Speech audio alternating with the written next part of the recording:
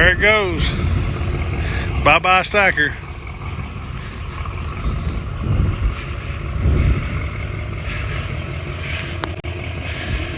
Bye-bye stacker.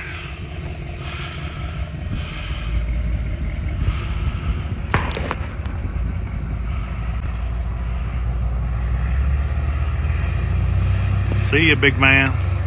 Thank you.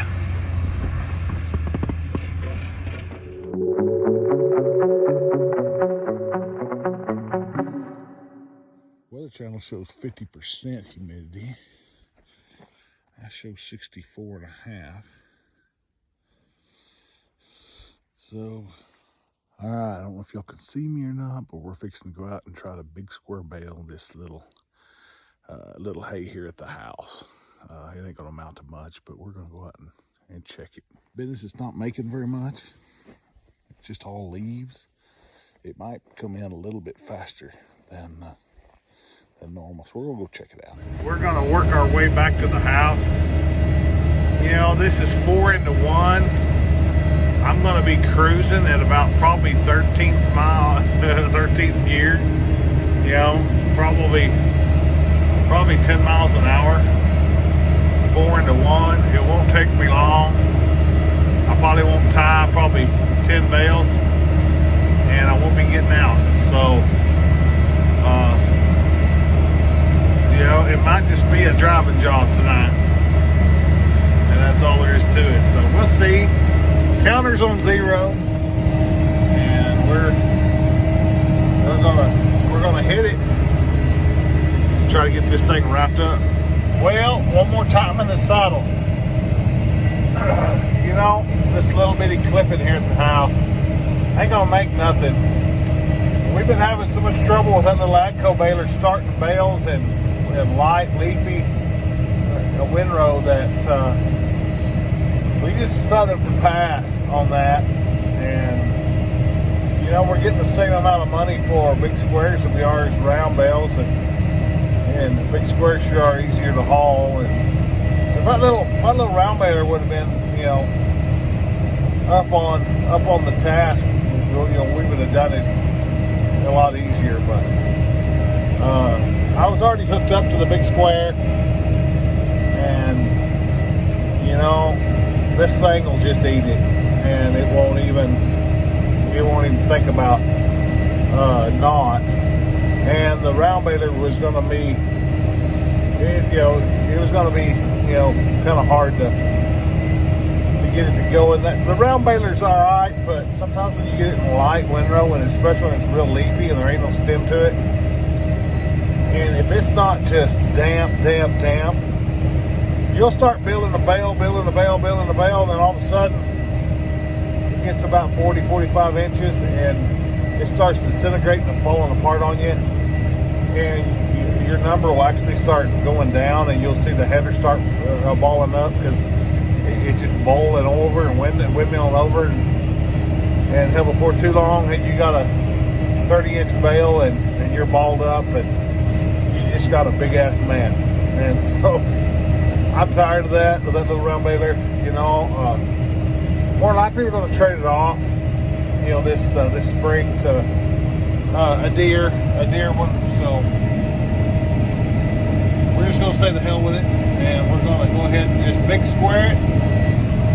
And if it makes three big squares, well, that's 3 more than we had. Yeah, I'll tell you the truth, when I went out to go look at the windrow a minute ago with the 4-wheeler, I had to hunt to see where the windrow was, and I had pretty good lights on the Ranger. So we'll see. I'm idling to the west end now. Well, we're 80 acres in.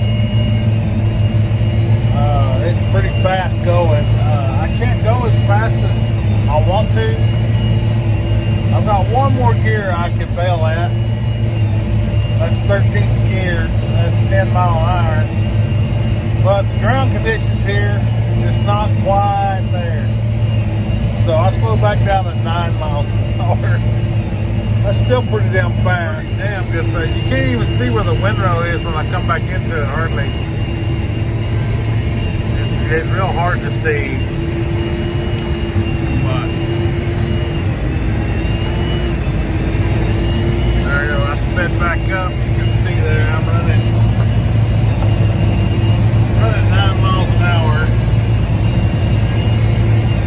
about 20 bales done.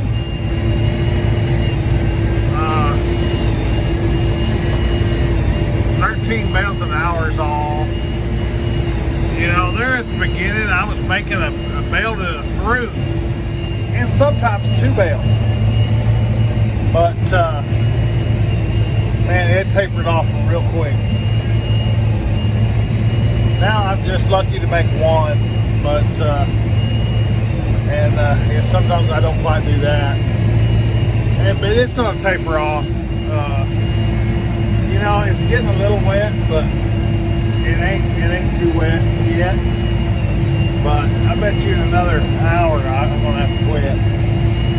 We'll see. This is not making as much, so it wets up quicker. You know, the windrow's just all leaf, and it's just real thin and wide, and it comes in real quick when it does that. So, but it's still pretty good. I'm sure I'm missing some of the header, but man, you just can't get it all when it's like this. The conditions are just not there. But there's an arroyo. Well, that ain't too bad. But yeah, we're doing pretty good. Clipping along pretty good. Not too bad for the first night. So I don't know. I know I'll get done in the morning, but we'll see.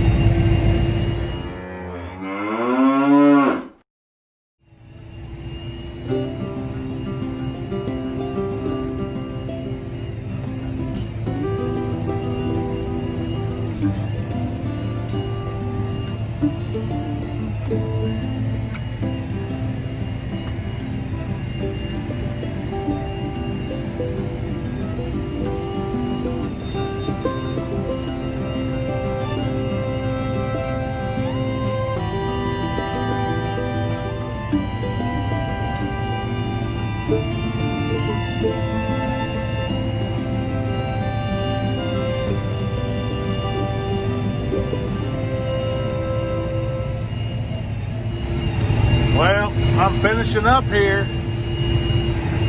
It got a little too wet about 1:30 last night, and I had 23 bales done, and so I went to bed and I woke up.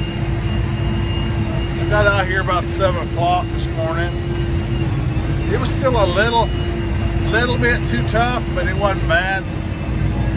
And I thought, well, it ain't gonna make nothing anyway, so I went ahead and started. I'm glad I did.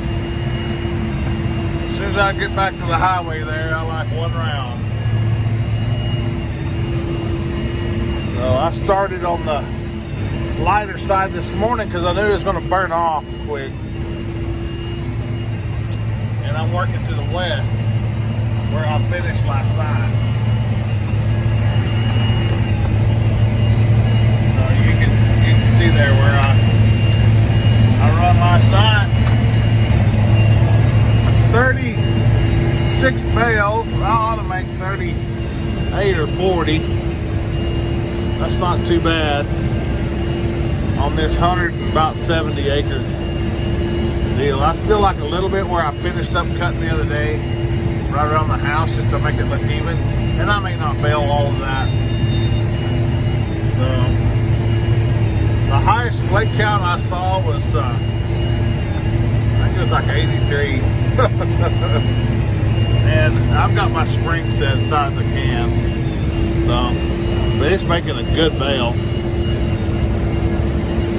So, I'm not going to complain. This here's extreme measures. You know, sometimes when you make 3 rounds and you don't even make a bale, or 2 rounds and don't even make a bale, it's pretty sketchy. But this here's a lot better than the worst of it. Some of the worst of it I turned on. There just wasn't nothing there, and I wanted to make sure I got done today. I'm sure I ain't gonna come back out here tonight, and you know, for a couple of bales. So I want to make sure I finish today. But it'll make over a truckload. So, you know, that's not too bad for actually abandoning it next to my wife. She said, well, let's don't leave any meat on the bone. Let's get it. And I was like, well, she goes, we ain't doing nothing anyway. And I said, well, that's true. So I said, if you'll rake it, I'll cut it and I'll bale it. So I cut it. And I thought, well, it'll make something. I merged it. And she raked it, did an excellent job raking. So I baled it, and it'll make us wages. So sure beats driving a milk truck. No offense to the milk truck drivers out there, but it is better than driving a milk truck. So I'd a lot rather be doing that. I'd a lot rather be driving this thing here. Let me hit the engage button. Sometimes I feel like Captain Picard. Warp Factor 8. Engage. Engage. Now this is the last round. It's not really winding up too bad. You know, pretty good looking bale, solid as hell. Of course, I got it set pretty damn tight. So I bet you these damn things weigh 1,900 pounds. Look at my flags. Yeah, they're moving. Good. Yeah, these things will weigh 1,900 pounds, I bet you. I got it set pretty tight. It's all it is leaf. There ain't even a stem. There ain't even a stalk out here. Just leaf. Excellent hay. Yeah, the dairy's gonna love it. So they didn't think I was gonna have any more hay, and I was gonna round bale it. I'm glad I did. My gosh, I'm glad I did. That round baler would have had fits out here. There's just no hay out here, and it would have disintegrated. I'd have had to have baled them too wet for it to have even worked. So that's all right. I might bale the last little deal right around the house there in rounds. I don't know. Might just keep this on and bale up what it makes in big squares for our heifers next year. So, but no, it's all good. Just finishing up this morning, and one round, and that'll do it.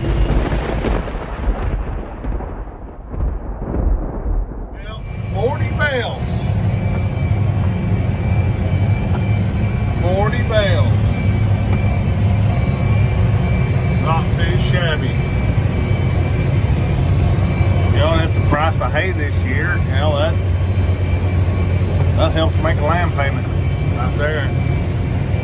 That beats nothing. Beats a big goose egg, that's for sure. This is they're not leaving any meat on the bone. That's for dang sure. I mean, that's scraping the barrel. That's like having a plate full of gravy and sopping up the last portions of it with your biscuit. I mean, that is not leaving the dishwasher anything scraped. Right there. That's just the best you can do with the conditions we have. And it wound up right at the end of the windrow. It tied all in, all done. So 40 bales. So not too shabby. I'll take it. I will take it. Well, I appreciate y'all watching this year on Harvest.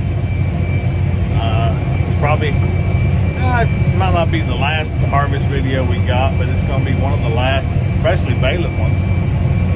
So I want to thank y'all for sticking with me and watching me and subscribing and commenting. And some of y'all are all right, all of y'all are all right. But some of y'all are really active in my channel, and I appreciate it, really do. Like and subscribe. Share to your friends, please, if you're not already a subscriber. And like, comment, share. And we're almost to 300 subscribers, and I know in the YouTube world that's nothing, but to me that's a lot. but I didn't think I was going to get 100. So, so every one of you subscribers, I appreciate it. Thank you. Thank y'all for sticking with us and watching us and liking our videos. You know, this ain't much to look at, but you know, this is life out here in eastern New Mexico, and what I like to call West Texas. And you know, please share with your friends, like, and you know, I hope it's educational. I hope it's a little bit informative. What not to do. And you know, non-irrigated dry land out here in the desert. You know, it's kind of like the desert rose. You know, sometimes it's good. Sometimes, like this last year, it was pretty bad. 2020 was that for us, wasn't it, guys? So, just, you know, it's part of it. But I left this morning. Same time my wife did, go drive the school bus, take her one kid to school in her 72 passenger school bus, and she's right here. She's right there coming home. So anyway, I appreciate you watching. Please hit the like and subscribe button if you're not already a subscriber. We upload 2 times a week, so I hope you find it entertaining, and we'll see you next time. Thank you.